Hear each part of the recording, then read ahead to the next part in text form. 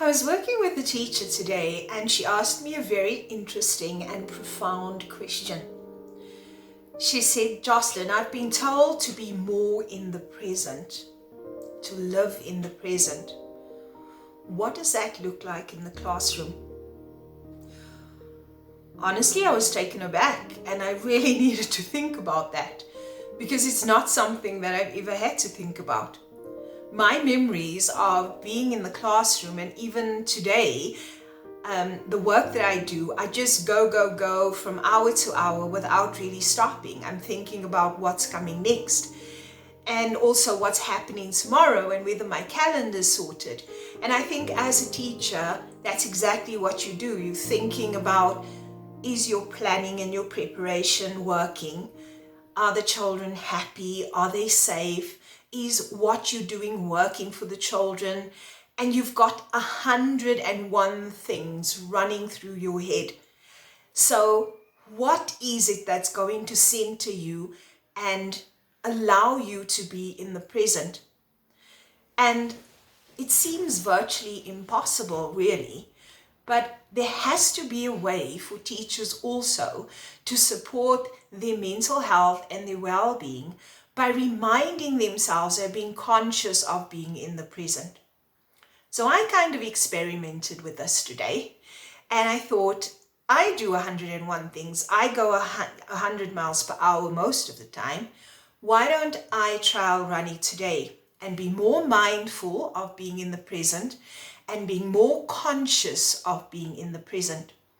So I tried it by pausing, by celebrating a really good email that I got from a client, and celebrating how I've supported somebody and how that made me feel. And surprisingly, it made me feel very good and I felt a lot lighter. And even though I stopped, I didn't feel as though I was falling behind with my schedule. So I thought about some ideas of what that might look like in the classroom. And I thought back to when I was teaching. And I thought the best way to do that is when you're in the class and you're supporting the children and you're doing real-time feedback and you've got everything going and the children are coming at you and you see there's a win.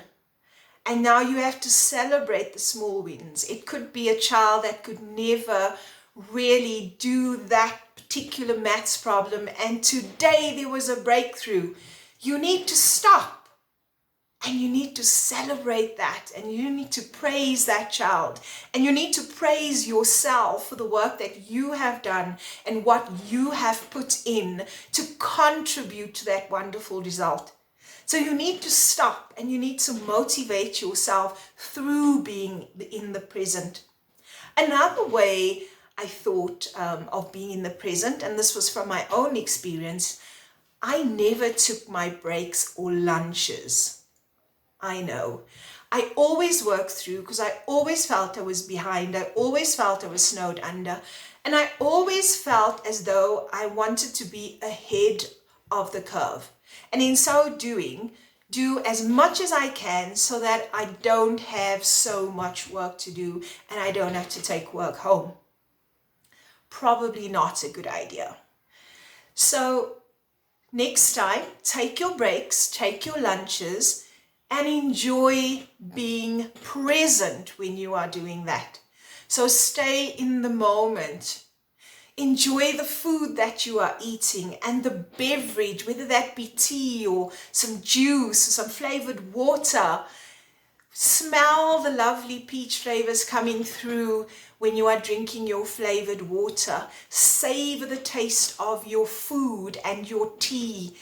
And enjoy the company and the conversation that is happening around you.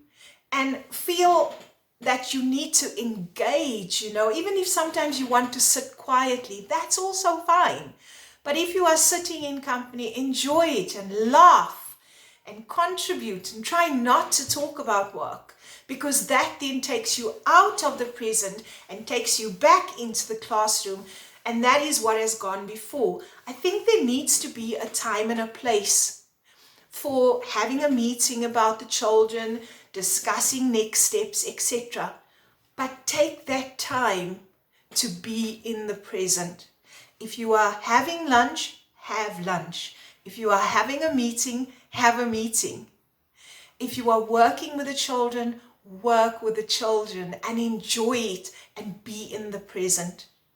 So I'm going to definitely be more mindful and more conscious of being in the present. I hope that going away, you too will be thinking about being present.